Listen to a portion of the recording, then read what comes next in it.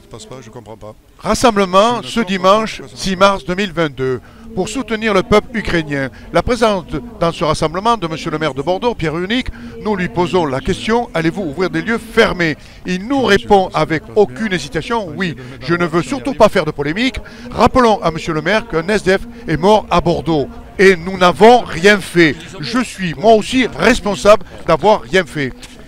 Rappelons que la métropole est riche en patrimoine de lieux fermés.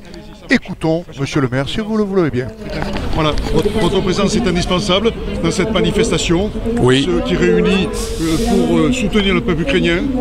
Oui, en ma qualité de premier magistrat de la ville, je voulais être à côté des nombreuses Bordelaises et Bordelais qui sont venus ce matin non seulement crier leur indignation face à cette agression barbare, mais également montrer qu'ils étaient disposés à accueillir des Ukrainiens ici à Bordeaux. Et moi, c'était mon devoir de les encourager en étant à leur côté à l'occasion de cette manifestation qui revêt quand même un certain nombre de gravités, vu la gravité des événements que nous vivons.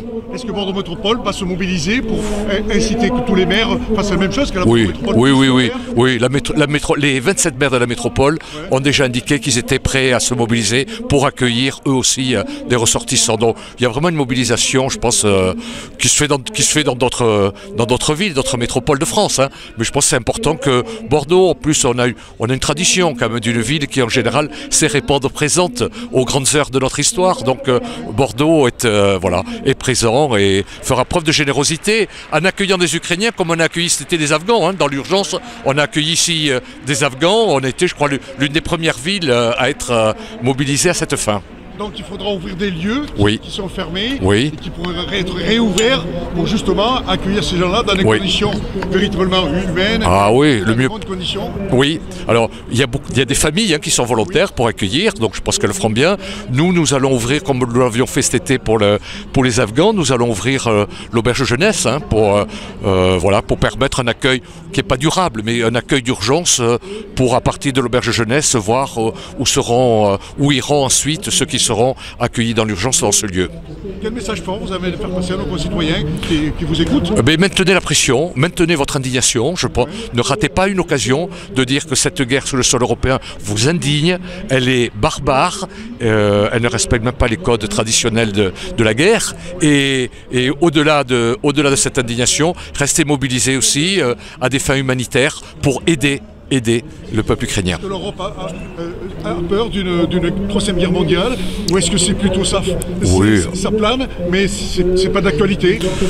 J'en sais rien, je ne suis pas moi spécialiste de géopolitique, mais je crois qu'il y a la prise de conscience d'une vraie crainte que ce conflit ou s'enlise ou déborde au-delà de l'Ukraine et enflamme le continent. Je crois qu'il y a de sérieux soucis, pour ça que la mobilisation dès le début est importante.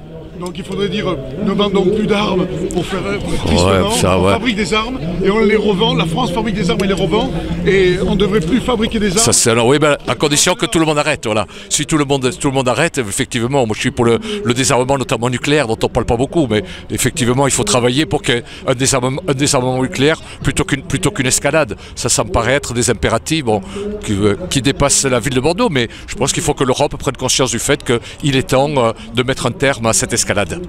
Merci monsieur le maire, c'est gentil à vous. Merci.